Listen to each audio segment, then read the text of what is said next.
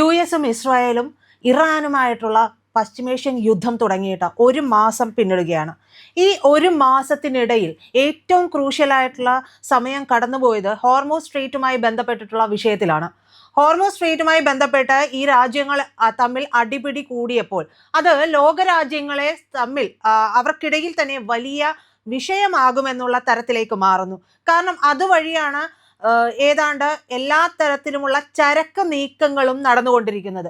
അവിടെ ഏതെങ്കിലും ഒരു തരത്തിൽ പ്രശ്നങ്ങൾ ഉണ്ടായിട്ടുണ്ടെങ്കിൽ ലോകത്തെ ആകമാനം ബാധിക്കുന്ന തരത്തിലേക്ക് എത്തും. അങ്ങനെ വളരെ ക്രൂഷ്യൽ ആയിട്ടുള്ള അവസ്ഥയിലേക്ക് ഈ ഹോർമൂസ് സ്ട്രെയ്റ്റുമായി ഹോർമൂസ് കടലിടുക്കുമായി ബന്ധപ്പെട്ടിട്ടുള്ള പ്രശ്നങ്ങൾ കടന്നു പോകുന്ന സമയത്ത് ഇന്ത്യയിലേക്ക് എത്തിയ 5 ഫോൺ കോളുകൾ, അതിനിർണായകമായിട്ടുള്ള 5 ഫോൺ കോളുകൾ, ആരും ശ്രദ്ധിക്കപ്പെടാതെ പോയിട്ടുള്ള 5 ഫോൺ കോളുകൾ, 5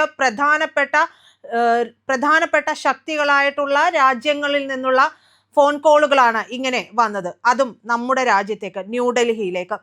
കാര്യങ്ങൾ തീരുമാനിക്കുന്നത് ഇനി ഇന്ത്യ ആകണമെന്നുള്ള ഒരു ഉറപ്പ് അല്ലെങ്കിൽ അങ്ങനെ ഒരു തീരുമാനത്തോടു കൂടിയാണ് ഈ രാജ്യങ്ങൾ അത്രയും ഇന്ത്യയിലേക്ക് വിളിച്ചത്. ഇന്ത്യയിലേക്ക് വിളിച്ചതിന് കാരണങ്ങളുണ്ട്, എന്തുകൊണ്ട് ഇന്ത്യയെ വിളിക്കേണ്ടി വന്നു എന്നുള്ളതിനും കാരണങ്ങളുണ്ട്. എന്തായാലും ഏതെല്ലാമാണ് ഈ 5 രാജ്യങ്ങൾ എന്ന് നമുക്ക് നോക്കാം. വാഷിങ്ടണിൽ നിന്ന്, അതായത് US-ൽ നിന്ന് തന്നെ ആദ്യത്തെ വിളിയെത്തുകയാണ്.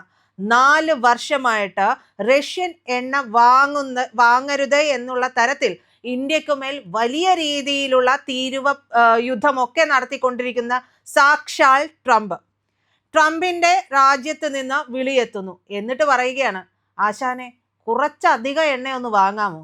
ഇപ്പോൾ നിങ്ങൾ എണ്ണ വാങ്ങിയിട്ടില്ലെങ്കിൽ സകല പ്രശ്നങ്ങളും ഗുരുതരമാകും. ആ ഒരു അവസ്ഥയിലേക്കാണ് കാര്യങ്ങൾ പോകുന്നത്. അപ്പോൾ ഇന്ത്യയോട് എണ്ണ വാങ്ങരുത് എന്ന് പറഞ്ഞ അമേരിക്ക ഇന്ത്യയോട് അഭ്യർത്ഥിക്കുകയാണ്, നിങ്ങൾ എണ്ണ വാങ്ങണം, നിങ്ങൾ എണ്ണ വാങ്ങിയില്ലെങ്കിൽ ഇപ്പോഴുള്ള പ്രശ്നങ്ങൾ വളരെയധികം ഗുരുതരമാകും, ദയവായി റഷ്യൻ എണ്ണ കൂടുതൽ വാങ്ങുക, അങ്ങനെ ആഗോള വിപണിയെ ശാന്തമാക്കുക എന്നുള്ളതായിരുന്നു ആ ഫോൺ കോൾ എന്നുള്ളത്. രണ്ടാമതായി വിളിക്കുന്നത് ടെഹ്റാനാണ്, അതായത് ഇറാനിൽ നിന്നുള്ള വിളി വരുന്നു. ഇറാൻ അവരുടെ യുദ്ധക്കപ്പലിന് അഭയം നൽകിയ ഇന്ത്യ വിളിക്കുന്നത് ഒരു മധ്യസ്ഥനാകണം എന്നുള്ളതാണ്. ആദ്യം പറഞ്ഞു, അല്ല ഇറാന്റെ കപ്പലുകളോടാണ് പറയുന്നത്, ഇറാനോട് പറയുകയാണ്, ആ വഴി പോയിട്ടുണ്ടെങ്കിൽ നിങ്ങളുടെ കപ്പലുകളെല്ലാം US മുക്കിക്കളയും, നിങ്ങൾ വേണമെങ്കിൽ അതിലൂടെ പോകാതിരിക്കുക, മുന്നറിയിപ്പ് നൽകിയതാണ്. പക്ഷേ ഈ പറയില്ലേ, നമ്മൾ പറയും ബിറ്റ്വീൻ ദ ബോൺസ് എന്ന് പറയും, തിന്നിട്ട് എല്ലിൻ്റെ ഇടയിൽ കുത്തുക എന്നാണ് പച്ച മലയാളത്തിൽ പറഞ്ഞിട്ടുണ്ടെങ്കിൽ. അപ്പോൾ അങ്ങനെ ആയതുകൊണ്ട് നേരെ അങ്ങ് വെച്ചടിച്ചു പോയി. US വന്ന് ആ കപ്പൽ അങ്ങ് മുക്കി. അത് കഴിഞ്ഞപ്പോൾ ദേണ്ട്ര വിളി വരുന്നു, ഞങ്ങളുടെ കപ്പലിന് അഭയം നൽകൂ, അവിടെ കപ്പലിനുള്ളിൽ വലിയ പ്രശ്നങ്ങളൊക്കെയാണ്, ഒന്ന് തരാമോ അഭയം എന്ന് ചോദിച്ചുകൊണ്ട് വിളിക്കുന്നു. അത് കഴിഞ്ഞ് വിളി വരികയാണ്, ആ കപ്പലിന് നമ്മൾ സംരക്ഷണം നൽകി എന്നത് കഴിഞ്ഞതിന് ശേഷം വിളി വരികയാണ്, ഒന്ന് മധ്യസ്ഥനാകാമോ? ഈ ഒരു യുദ്ധത്തിൽ എന്തെങ്കിലും ഒരു വെടിനിർത്തൽ, നമ്മൾ പറയില്ലേ, എന്തെങ്കിലും ഒരു സമാധാനം കൊണ്ടുവരാൻ നിങ്ങൾക്ക് കഴിയുമെങ്കിൽ വളരെ ഉപകാരമായിരിക്കുമെന്ന് പറഞ്ഞുകൊണ്ട് വിളിക്കുന്നു. അപ്പോൾ UN-നെയോ അല്ലെങ്കിൽ ചൈനയെയോ വിളിച്ചില്ല, സമാധാനക്കാരാണല്ലോ UN-ലുള്ളത്, അപ്പോൾ അവരെ വിളിച്ചില്ല. ഇറാനെ വളരെയധികം സപ്പോർട്ട് ചെയ്യുന്ന ചൈനയെ വിളിച്ചത് നരേന്ദ്രമോദി ഭരിക്കുന്ന ഇന്ത്യയിലേക്കാണ്. അപ്പോൾ ഗതി നിർണയിക്കാൻ ഇന്ത്യക്കുള്ള സ്ഥാനം എന്താണ് എന്നുള്ളത് അവിടെ തെളിയുകയാണ് ഒരിക്കൽ കൂടി. ഇതിനു മുമ്പും പലതവണ തെളിഞ്ഞിട്ടുണ്ട്. മധ്യസ്ഥനാകാനും ഇന്ത്യയുടെ പദവി എവിടെയാണ് ലോകരാജ്യങ്ങൾക്കിടയിൽ നട്ടെല്ല് നിവർത്തി നിൽക്കാൻ ഇന്ത്യക്ക് കഴിയുന്നുണ്ട് എന്ന്, ഇന്ത്യയുടെ വാക്ക് കേൾക്കാൻ ലോകരാജ്യങ്ങൾ കാതോർത്ത് നിൽക്കുന്നുണ്ട് എന്നുള്ളത് ഒരിക്കൽ കൂടി അടിവരയിട്ട് ഉറപ്പിച്ചുകൊണ്ട് ഇറാന്റെ വിളി മധ്യസ്ഥനാകണമെന്ന് പറഞ്ഞുകൊണ്ട്.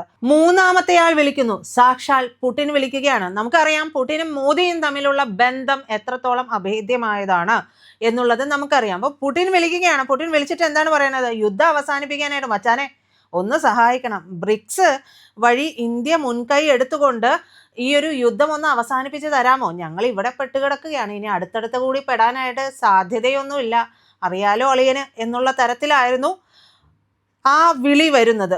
മറ്റ് നാലാമത്തെ ആൾ റിയാദിൽ നിന്നുള്ള വിളി വരികയാണ്. സൗദി അറേബ്യയുടെ സമ്പദ് വ്യവസ്ഥ അത് നിലനിൽക്കണമെന്നുണ്ടെങ്കിൽ അവിടെയുള്ള 1 കോടി ഇന്ത്യൻ തൊഴിലാളികൾ സുരക്ഷിതരായിരിക്കണം, ആ ഉറപ്പിന് വേണ്ടി സൗദി ഇന്ത്യയെ വിളിക്കുന്നു.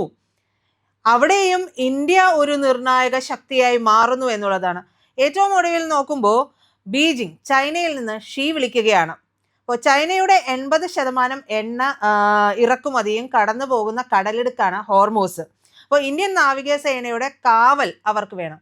നോക്കണേ, ചൈന, US, ചൈന ഇതൊക്കെ അങ്ങനെയാണ് സൈനിക ശക്തി എന്ന് പറഞ്ഞ് വളരെ എന്താ പറയുക, വളരെ ആത്മരതി കൊണ്ട് നടക്കുന്ന രാജ്യങ്ങളാണ് ഇതൊക്കെ. എന്നിട്ട് ഇവർ വിളിച്ചിട്ട് പറയുകയാണ്, അല്ല ആ ഹോർമൂസ് വഴി കടന്നു പോകുമ്പോൾ മോദി ഒന്ന് സഹായിച്ചിരുന്നെങ്കിൽ, നിങ്ങളുടെ ഒരു സുരക്ഷ തന്നിരുന്നെങ്കിൽ, നിങ്ങളൊന്ന് കവചം ചെയ്ത് നിന്നാൽ ഞങ്ങൾക്ക് നിവർന്ന് നിന്ന് അതിലൂടെ പോരാൻ പറ്റും, ആരും ഞങ്ങളെ ആക്രമിക്കില്ല. അപ്പോൾ ചൈനയ്ക്ക് പോലും അറിയാം, ഇന്ത്യ മുന്നിൽ നിന്ന് നയിച്ചിട്ടുണ്ടെങ്കിൽ ഒരുത്തനും ആക്രമിക്കാൻ വരില്ല, അവരുടെ കപ്പലുകൾക്ക് യാതൊരു ചുക്കും സംഭവിക്കാൻ പോകുന്നില്ല എന്നുള്ളത് അവർക്കറിയാം, അവർ മനസ്സിലാക്കി. അതുകൊണ്ട് വിളിക്കുകയാണ്. ഇവിടെ കിടന്ന് ചില വയ്യാവേലികളൊക്കെ പറയും, ഇന്ത്യക്ക് ഒരു കിണ്ടിയും ചെയ്യാൻ അറിയാൻ പാടില്ല. നരേന്ദ്രമോദിയോ, അയാൾ എന്തോ ചുക്കും ചുണ്ണാമ്പും ചെയ്തിട്ടാണ്? നരേന്ദ്രമോദി എന്ത് ചെയ്തു എന്നുള്ളത് നമ്മുടെ രാജ്യത്തുള്ള ഈ വിഘടനവാദികൾക്ക് മനസ്സിലാകുന്നില്ല. പക്ഷേ ലോകരാജ്യങ്ങൾക്ക് അത് കൃത്യമായിട്ട് തന്നെ മനസ്സിലാകുന്നുണ്ട്. അതുകൊണ്ടാണല്ലോ ബീജിങ്ങിൽ നിന്ന് വരെ വിളി വന്നത് എന്നുള്ളതാണ്. അപ്പോൾ അവിടെ എന്താണ്, എങ്ങനെയാണ് ഇന്ത്യ ഈ ഒരു മാജിക്കിലേക്ക് എത്തിയത്? ഇതൊരു വെറും ഡിപ്ലോമസി ആണോ? വെറും ഡിപ്ലോമസി അല്ല. ഈ ഡിപ്ലോമസിയാണ് മറ്റു രാജ്യങ്ങൾ ഇപ്പോൾ അനുകരിക്കാനായിട്ട് ശ്രമിച്ചു കൊണ്ടിരിക്കുന്നത്. അത് ഇന്ത്യ പടിപടിയായിട്ട് കെട്ടിപ്പടുത്തിട്ടുള്ള സ്ട്രാറ്റജിക് ഓട്ടോണമി എന്ന് പറയുന്ന ഒരു കോട്ടയുടെ സംരക്ഷണമാണ്, അതിൻ്റെ ഒരു ബലമാണ് നമ്മൾ കാണുന്നത്. നമുക്ക് എങ്ങനെയാണ് നമ്മൾ ഇതിലേക്ക് എത്തുന്നത്? നമ്മുടെ ഏറ്റവും വലിയ കരുത്ത് എന്ന് പറയുന്നത് ജനസംഖ്യ തന്നെയാണ്. 2030 ലോകത്തെ 1/5 തൊഴിലാളി എന്ന് പറയുന്നത് ഇന്ത്യക്കാരനായിരിക്കും. അതായത് എവിടെ പോയാലും ഇന്ത്യക്കാരനുണ്ട്. ഇന്ത്യക്കാരനില്ലാതെ യാതൊരു തരത്തിലുള്ള മുന്നോട്ട് പോക്കും ഒരു രാജ്യത്തിനും കഴിയില്ല എന്ന തരത്തിലേക്ക് കാര്യങ്ങൾ എത്തിയിരിക്കുന്നു. അതായത് ലോകത്തിന്റെ ലേബർ റിസർവോയർ ആയിട്ട് ഭാരതം മാറിക്കഴിഞ്ഞിരിക്കുന്നു, അല്ലെങ്കിൽ മാറിക്കൊണ്ടിരിക്കുന്നു എന്നുള്ളതാണ്. മറ്റൊന്ന് ഡിജിറ്റൽ വിപ്ലവമാണ്. നമുക്കറിയാം, നമ്മുടെ UPI ഇവിടെ കൊണ്ടുവന്നപ്പോൾ വളരെ പ്രശ്നമായിരുന്നു. നമ്മൾ ഈ പച്ചക്കറി റോട്ടിൽ നടന്ന് വാങ്ങുമ്പോൾ എങ്ങനെയാണ് ഇതൊക്കെ അവർ ഉപയോഗിക്കുക എന്നായിരുന്നു ചിദംബരം ചോദിച്ചത്. അതിനുള്ള മറുപടിയൊക്കെ നമ്മൾ പിന്നീട് കണ്ടതാണ്. എന്തായാലും അതിലേക്ക് പോകുന്നില്ല. പക്ഷേ ഇപ്പൊ പറയേണ്ടി വരുന്ന ഡിജിറ്റൽ വിപ്ലവമാണ്. അത് എടുത്തു പറയേണ്ട കാര്യം തന്നെയാണ്. ലോകത്തെ റിയൽ ടൈം ഡിജിറ്റൽ ഇടപാടുകളുടെ 50% നടക്കുന്നത് ഇന്ത്യയുടെ, ഭാരതത്തിന്റെ UPI വഴിയാണ്. ഫ്രാൻസ് വരെ ഇന്ന് UPI വഴിയുള്ള ഇടപാടുകൾ നടത്തുന്നു എന്നുള്ളത് നമ്മളിവിടെ മനസ്സിലാക്കേണ്ട കാര്യമാണ്. മറ്റൊന്ന് നമ്മുടെ പ്രതിരോധം തന്നെയാണ്. അമേരിക്കയിൽ നിന്ന് അതിനൂതന സാങ്കേതിക വിദ്യ GEF-414 എഞ്ചിൻ വാങ്ങുമ്പോഴുൾപ്പെടെ റഷ്യയുടെ S-400 മിസൈലുകൾ കൊണ്ട് ഇന്ത്യ അതിർത്തി കാക്കുകയോ ഒക്കെ ചെയ്യുന്നുണ്ട്. അപ്പോൾ ഇത് ചെയ്യാൻ ലോകത്ത് മറ്റൊരു രാജ്യത്തിനോ അമേരിക്ക അനുവാദം കൊടുക്കുന്നില്ല എന്നുള്ളതാണ്. അപ്പം നമ്മൾ അമേരിക്കയുടെയും വാങ്ങും, റഷ്യയുടെയും വാങ്ങും, ഇസ്രായേലിൻ്റെയും വാങ്ങും. ഇസ്രായേലിൻ്റെ വാങ്ങുന്നത് കൊണ്ട് നമുക്ക് റഷ്യയുടെ വാങ്ങാൻ പാടില്ല എന്നുള്ള നിബന്ധന വെക്കാനായിട്ട് ഒരു രാജ്യത്തിനും കഴിയില്ല. അവിടെയാണ് വളരെ തന്ത്രപരമായിട്ടുള്ള ഡിപ്ലോമസി ഇന്ത്യ കാത്തു സൂക്ഷിക്കുന്നത്. അതില്ലായിരുന്നെങ്കിൽ നമ്മൾ ഏതെങ്കിലും ഒരു പക്ഷത്തോട് ചേർന്ന് നിന്നാണ് മുന്നോട്ട് പോയിക്കൊണ്ടിരുന്നത് എന്നുണ്ടെങ്കിൽ ഇന്ന് നമ്മുടെ ആയുധപ്പുരകൾ നിറയില്ലായിരുന്നു. നമുക്ക് ഇന്ന് എല്ലാ രാജ്യങ്ങളുടെയും ആയുധങ്ങൾ വാങ്ങാൻ സാധിക്കുന്നുണ്ട് എന്നുള്ളതാണ്.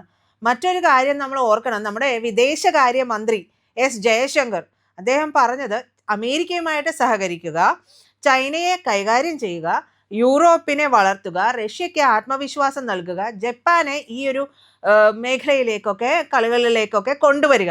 ഇതൊരു വെറും വാക്കല്ലായിരുന്നു. ഇത് പറഞ്ഞപ്പോൾ പലരും പുച്ഛിച്ചങ്ങ് തള്ളി. 1 കോടി പുച്ഛം.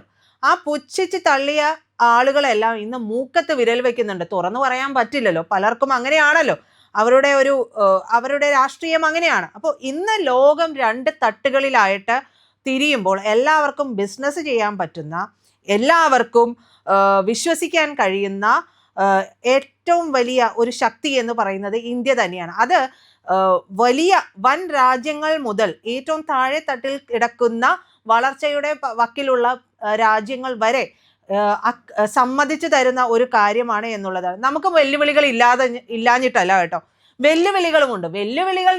വെല്ലുവിളികൾ വരികയും അത് ഏറ്റെടുക്കുകയും അത് കൃത്യമായി മാറ്റുകയും ചെയ്യുമ്പോഴാണ്, അതിനെ നമ്മൾ പ്രതിരോധിച്ചുകൊണ്ട് നമ്മൾ മുന്നോട്ട് പോകുമ്പോഴാണ് നമ്മുടെ വളർച്ച പൂർണ്ണമാകുന്നത്. അപ്പോൾ ആ തരത്തിൽ നമുക്ക് എന്താണ്, നമുക്ക് എണ്ണ ഇറക്കുമതി ഇപ്പോഴും 89% എന്നുള്ളതാണ്. തൊഴിലില്ലായ്മ പരിഹരിക്കാൻ ഈ ഒരു യുവശക്തിയെ ഉൽപാദന മേഖലയിലേക്ക് നമുക്ക് മാറ്റുകയും ഒക്കെ ചെയ്യേണ്ടതുണ്ട്.